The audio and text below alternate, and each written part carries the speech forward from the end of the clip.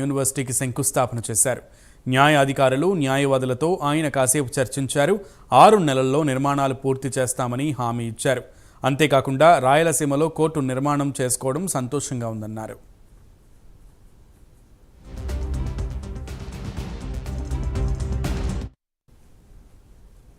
₹1000 కోట్ల శాంక్షన్ కూడా చేయడం జరుగుతూ ఉంది. ఇక్కడ ఇదే యూనివర్సిటీతో పాటు న్యాయ విభాగాలైన state consumers dispute and redressal కమిషన్ను, ఏపీ లీగల్ మెట్రాలజీ కమిషన్ను, ఏపీ లేబర్ కమిషన్ను,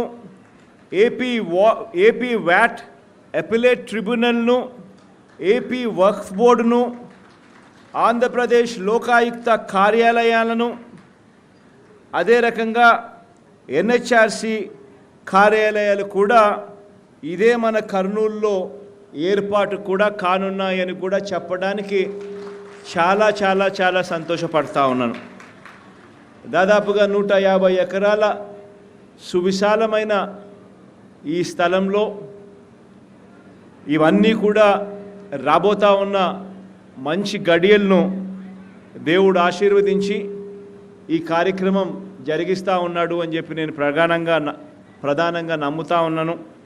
దీనివల్ల ఈ ప్రాంతానికి మరింత మంచి జరగాలి రాబోయే రోజుల్లో అని చెప్పి ఆకాంక్షిస్తూ సెలవు తీసుకుంటా ఉన్నాను. ₹1000 కోట్ల శాంక్షన్ కూడా చేయడం జరుగుతూ ఉంది.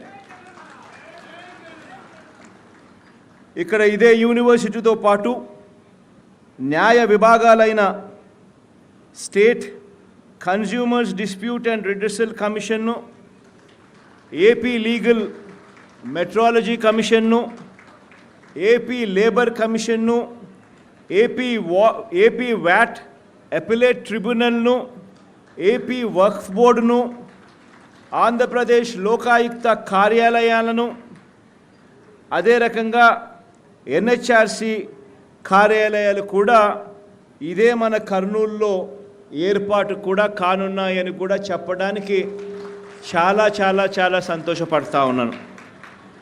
దాదాపుగా 150 ఎకరాల సువిశాలమైన ఈ స్థలంలో ఇవన్నీ కూడా రాబోతా ఉన్న మంచి గడియలను దేవుడు ఆశీర్వదించి ఈ కార్యక్రమం జరిగిస్తూ ఉన్నాడు అని చెప్పి నేను ప్రధానంగా నమ్ముతా ఉన్నాను.